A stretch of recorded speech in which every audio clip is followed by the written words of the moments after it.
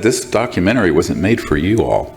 It was made for 7.2 billion people out there who don't know anything about this. You know, after you have 500,000 or 1 million cases that are in the UFO reporting system, we have enough evidence. Believe it or not, as hard ass as General George S. Patton was, he wanted this technology developed quickly and released to the public because he saw the humanitarian value of it.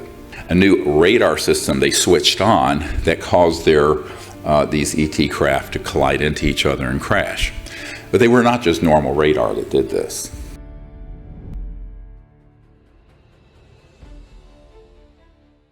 It's a pleasure to be here, and of course many of you thought that I was here for this presentation or the premiere. I was here for Paul.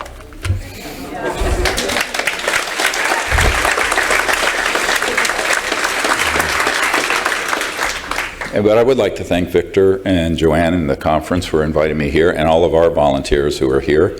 And Lyra, thank you. It's your birthday today. Happy birthday. Mine is next week. Any other cancers out there?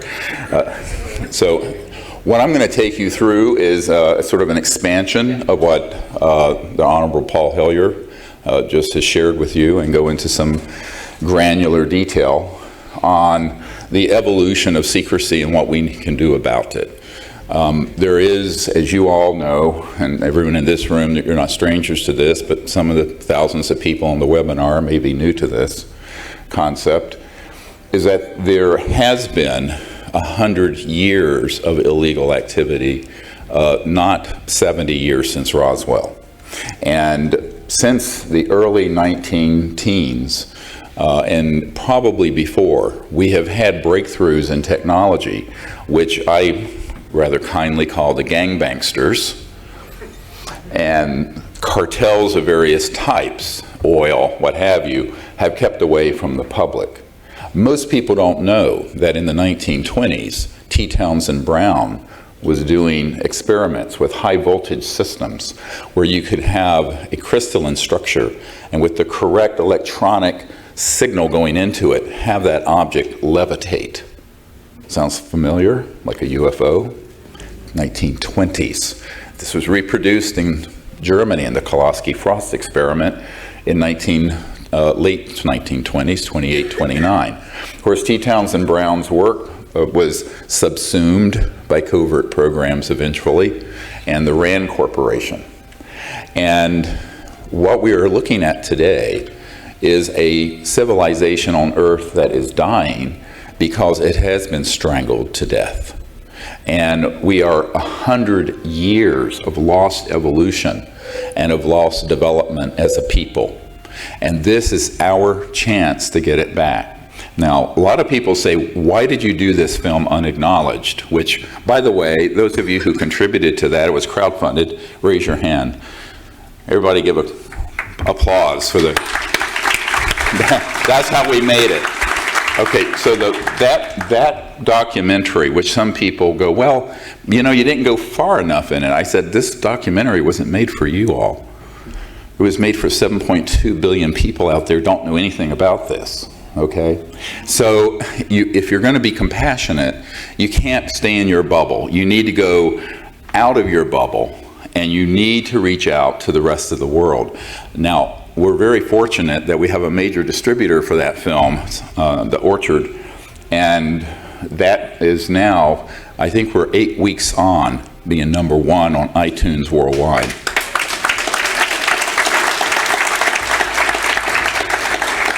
I think Richard Greer was miffed when his new movie came out and we beat them. No relationship. He's Greer, I'm Greer. So what is really important about Unacknowledged is that, and I'm going to just encapsulate it, you're going to see it tonight, and then we're going to have a Q&A after the film is shown. It's really an attempt to put together a taste of the evidence that's compelling, all from government sources, military witnesses, government witnesses, documents, etc. But then go beyond the, let's call it the ephemera, the sort of phenomenon of passing events and evidence. After you have half a million or 1 million cases that are in the UFO reporting system, we have enough evidence. What's the secrecy about? But more importantly, how could they do this? How is it structured? And the name of the film comes from the first word that I learned of a special project category in the early 1990s, and this was just before I was briefing the director of the CIA. And unlike Paul Hellyer, he went on to not only defame me, but deny the meeting took place.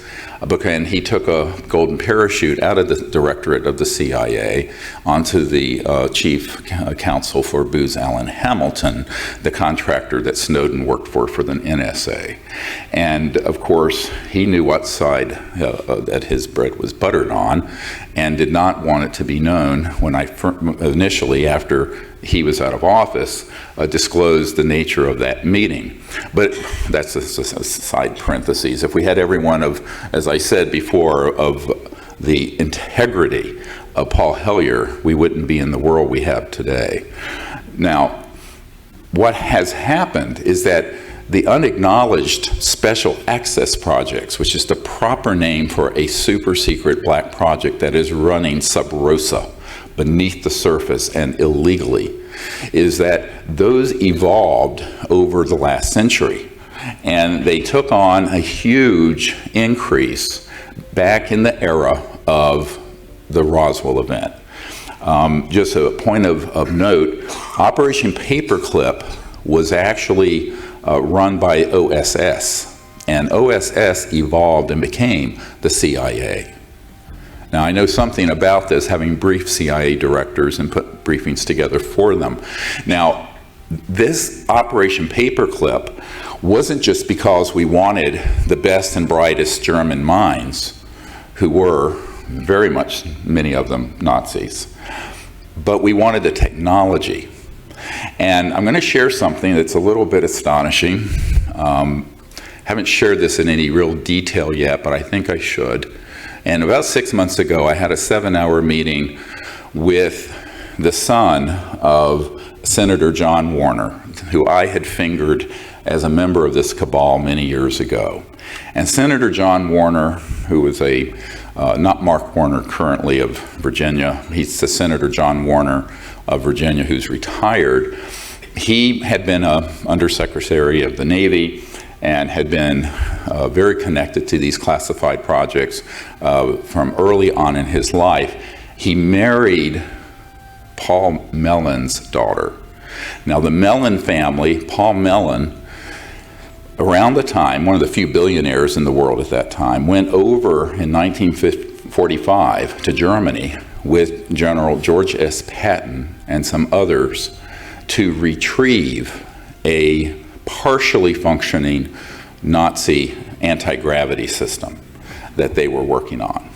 And that was their secret weapon that they were going to win the war with. But they didn't get it perfected before we got the atomic bomb. And the rest, as they say, is history.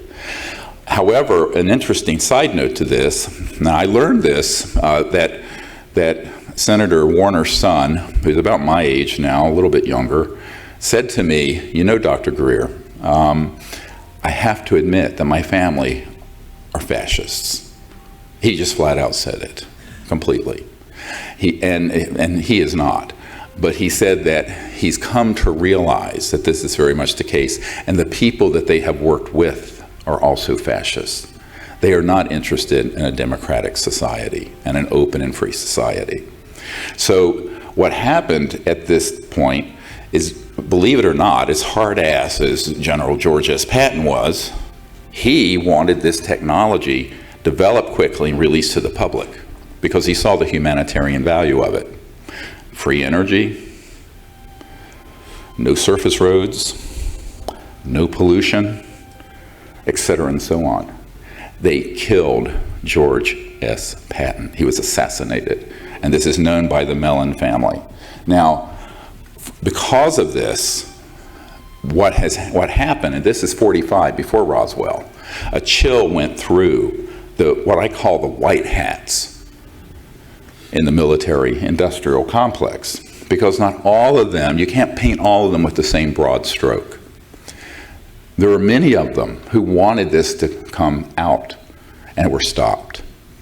And the ones who wanted to maintain the status quo, predictably, are the ones who benefit from the status quo of endless war and the centralized gangbangster system. Now, these folks worked hand in glove with large banking cartels and oil cartels. David Rockefeller was mentioned earlier. And yet there are people in those families who were trying to defect. For example, Lawrence Rockefeller, an early supporter of disclosure and the man who set up the briefings for Bill and Hillary Clinton and the materials we put together in the 90s, he was opposed to this secrecy. He wanted to make open, peaceful contact with these civilizations, and he knew we were in trouble.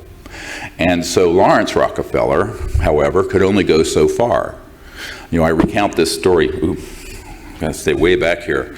I recount this story of being at the Rockefeller Ranch, and I'm out there, and late at night and he's in his 80s, mid 80s, and he says to me, "Well, we need someone to head this up." I'm a doctor working full-time in an ER. I mean, we're working, you know, my short shifts were 15 hours, our long ones were 27. And I had 4 little children, and I had, you know, I said, well, this is ridiculous. And I said, "Lawrence, you're old and you're rich and you're a Rockefeller. Why don't you do it?" He said, "Oh, no." He said, "My family are already jumping up and down on my," I won't say what he said, toes, because I'm even hosting this meeting. And I said, "Well, why is that?" He says, "They don't want this to come out, the other part of this clan." So this is, you know, people make these simplistic sort of conspiracy. These are the craziest things I've ever seen. You can't be near the podium without it. Oh, yeah, that had to be a robot. I've never seen such things ever. And so what happened in this 7-hour meeting with Senator Warner's son at the Watergate, ironically, where they have a home, or 2 homes joined together, a massive condo complex. And we were talking about this, and I said, "Well, to what extent has this been known in your family? And did you get confirmation directly?" He says, "Yes. Paul Mellon, as he got older, had a few too many drinks once and spilled the guts, the beans, all of it, to Senator Warner's son, and confirmed that, in fact, we had technologies we'd gotten from the Nazis and had been studying, and that those were actually under development. But along with those technology are the things like this disintegrator weapon that Mr. Hellier referred to, that are scalar electromagnetic systems. Those are not new. Those were developed in the early part of the 20th century. And those were weaponized so that when these ET craft were checking out what these murderous monkeys, known as humans, were doing near Roswell, they switched it on, bang, 3 of them crashed. 2 were retrieved very quickly. The 3rd one wasn't found until 1951 or 52. So and people think, well, many people in the media have said, well, you know, what would interstellar civilizations not be able to fly in our atmosphere? They were flying in our atmosphere, and then were being surprise targeted with scalar or longitudinal electromagnetic weapons that were early iterations of what we have today. And that is why they crashed. And if you look at the FBI memo that's in the film Unacknowledged, you will see, if you read it carefully, from a field officer to J. Edgar Hoover, that it says that apparently the discs crashed near Roswell because of a new, and I love the euphemisms that they use, radar system. All right, it's electromagnetic, bouncing things off of objects is radar. A new radar system they switched on that caused these ET craft to collide into each other and crash. But they were not just normal radar that did this. So we have to look back now of over 70 years, and this is the 70-year anniversary of Roswell, of actions being taken by humans, which if we don't get this under control, could lead to exactly what we have been warned about. And I want to go through a few clips. Some of these you will see, not all of them, in the film. The first one I want to play is the one that was referenced by Mr. Hellier, by Eisenhower.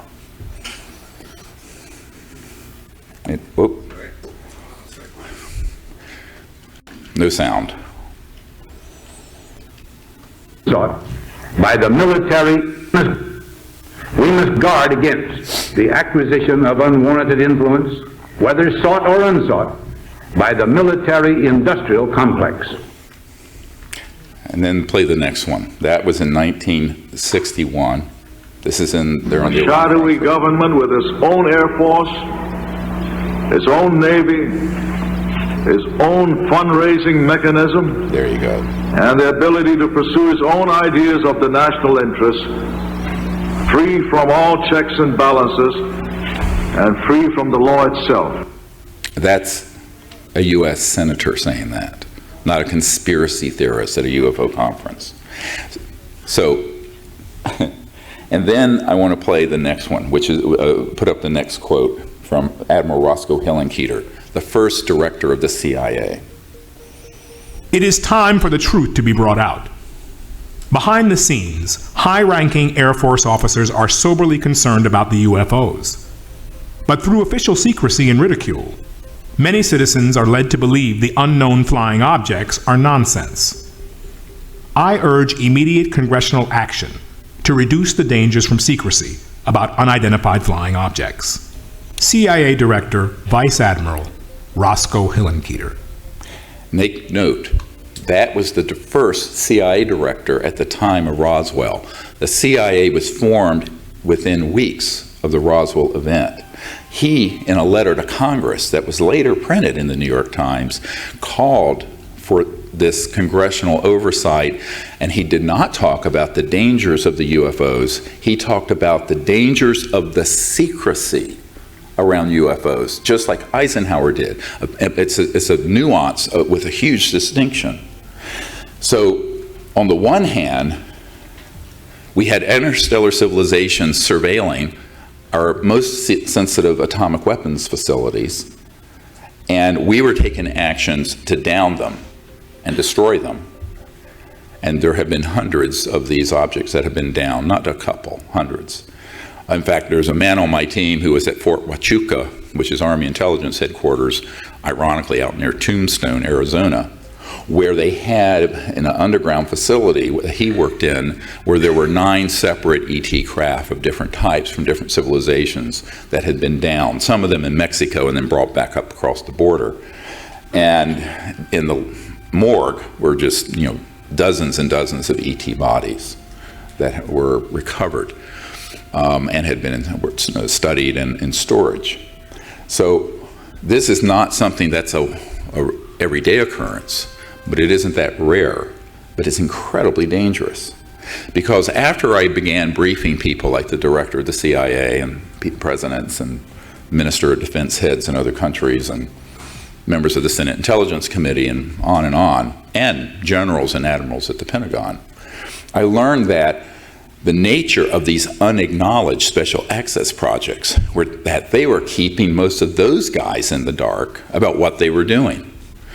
And this is the most shocking thing of all. And this is why Eisenhower said, beware the military-industrial complex. It will become a threat to our way of life. The secrecy, excessive secrecy, will undermine our democracy. And actually, at the time he said that, that was his last farewell address to the nation, to America, as he left office in January of 1961. It had already happened. He wasn't saying this might happen. It had already happened. Because between the 1945 time period and 1960, there essentially had been a massive coup d'etat by very cleverly moving all these technologies and all these operations in a program that are unacknowledged and beyond the reach of the US president, and even if the president knows about it, beyond the control of it.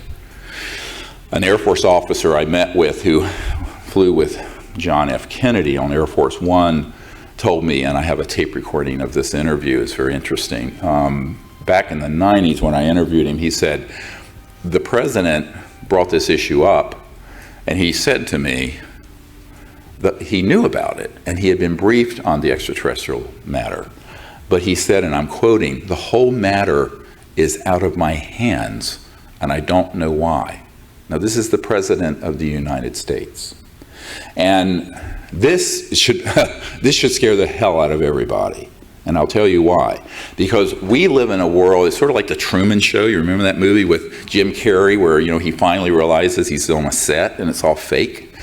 We live in this world of sort of make-believe, and I call it make-believe politics, make-believe media news, make-believe science, make-believe history. It's all make-believe. And the truth is never spoken about. And very rarely, and when you do speak the truth, you're going to be attacked and pilloried, as I have been, and I'm sure others of you who've spoken out in your communities may have been. But the reason the secrecy has been enforced and created in this unacknowledged special access project, the mechanism of the secrecy, we're not talking about normal top secret TSSCI, top secret special compartmented information or intelligence. We're talking about a level of secrecy where if you had an organizational chart, you would have the President of the United States at about level 21. In fact, I've seen this chart. This is at about level 43, 44. So, and never mind your Prime Minister. So, no offense. I mean, no offense to any of you. I know, spoken like a real Yankee. And the same is true for our Secretaries of Defense. Gordon Cooper, who is in our film Unacknowledged in an interview, and many of you have seen this clip. What you have not seen, and what most of you do not know, is that some years ago I was given a presentation, and so was he, to the Federalist Society, a very conservative, old guard, constitutionalist organization. And you see it a lot in the media. In Washington, and I was in a ballroom larger than this, and it was their annual gathering. And before I spoke, Gordon Cooper came up to me and my wife and said, the Secretary of Defense a couple years ago, who at the time was Cohen, Secretary of Defense Cohen under Clinton, had asked me personally to give him all the specific data of what happened when his crew filmed a UFO landing in broad daylight out on one of the dry lake beds at Edwards Air Force Base, I believe in 1956. And because the Secretary of Defense wanted to see that footage and wanted to get to the bottom of this. And so astronaut Gordon Cooper gave the Secretary of Defense all the granular, actionable intelligence you would need to retrieve that information, and then got back later to Gordon Cooper, and the Secretary of Defense said, I'm denied access, apparently, because that has disappeared into some black hole. Now, this is the Secretary of Defense of the United States. So I tell these stories not because they're just apocryphal or sort of, but it shows a pattern that's very important from a legal point of view. And that is, and this is where I would differ a little bit with my friend, Mr. Hellier. We don't need to rescind the National Security Act.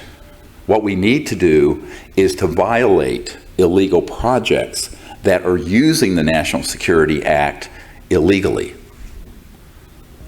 Let me go through that again. Get your mind around this. If an operation is illegal and is lying to the President and to Congress, or to your Parliament and your Prime Minister, or your Minister of Defense, because as Minister of Defense said, he wasn't read into the projects that I know are going on in Canada today, and at the time he was MOD head.